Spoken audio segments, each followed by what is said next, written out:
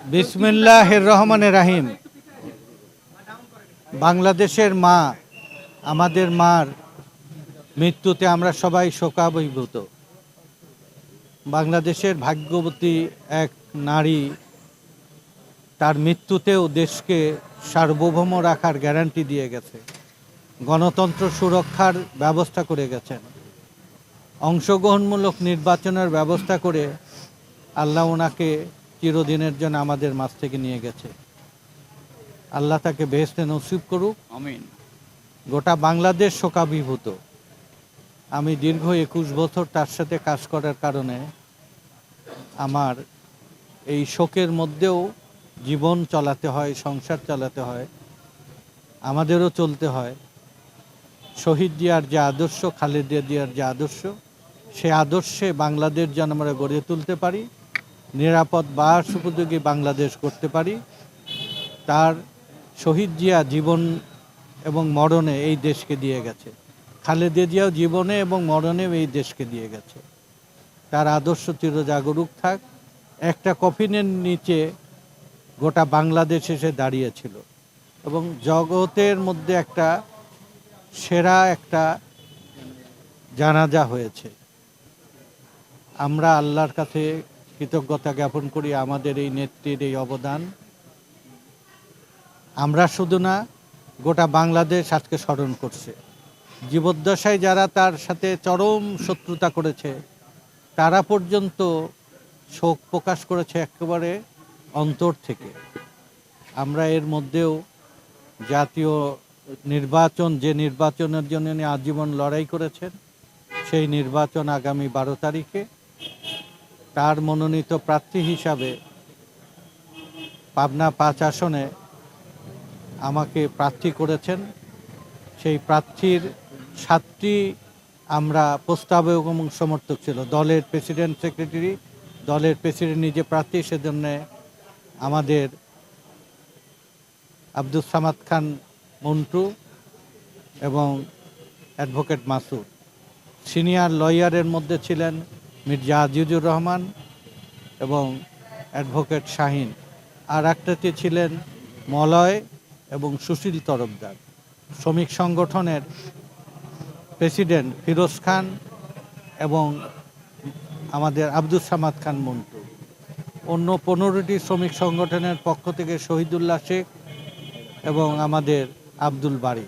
এরকম 7টি আমরা মনোনয়ন দিয়েছিলাম। সমাজের বিভিন্ন শ্রেণী পেশার মানুষ, তারা সবাই চেয়েছে যে পাবনা সদরে তারাও অংশগ্রহণকারী হোক।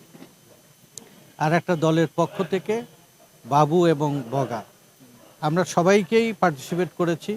আরও 2-3টে তুহিন, একটাই আছে প্রস্তাবক, আর একটা আছে আমাদের অ্যাডভোকেট শাহজাহান ভাই। মানে সবাইকে আমরা এর মধ্যে নিয়ে আসছি। বৈধ হয়েছে। আমরা ওখানে যাবার আগেই সবগুলোই বৈধ ছিল। স্কুটিনিতে আজকে বৈধ ঘোষণা করেছে। আল্লাহর দরবারে আমরা শুকরিয়া জ্ঞাপন করতেছি।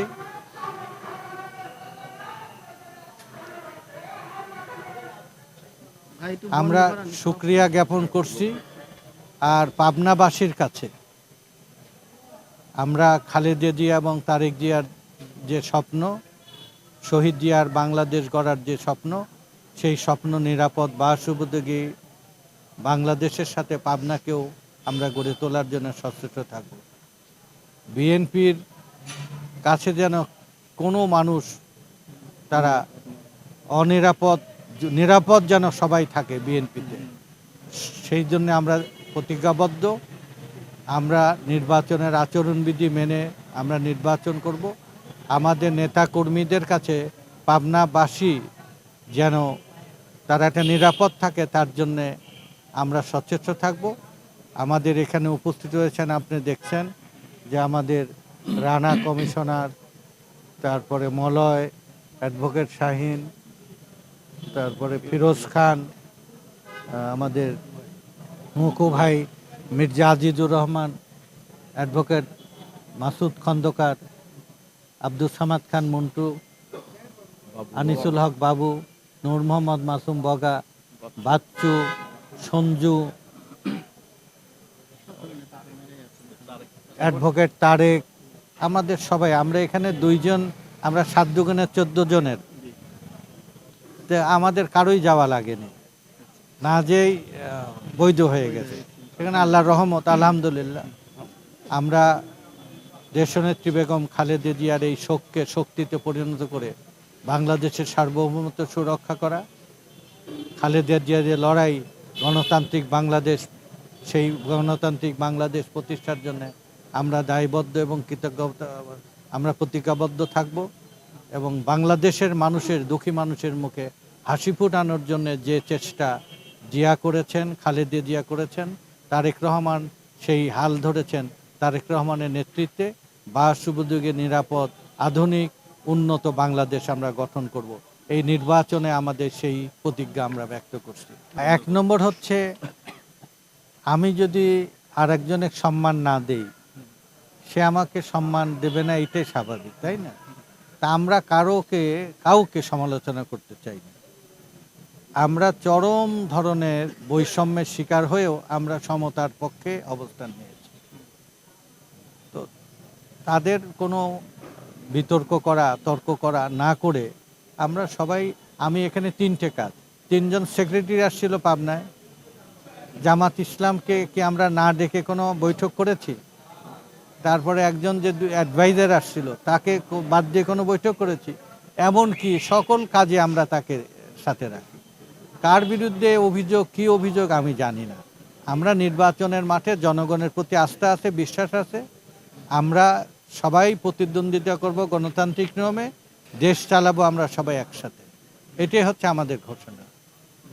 আমাদের কোনো অভিযোগ না করে, আর প্রশাসনের সম্পর্কে আমি সাংবাদিকের কাছে জানতে চাইবো কাদের কি ভূমিকা।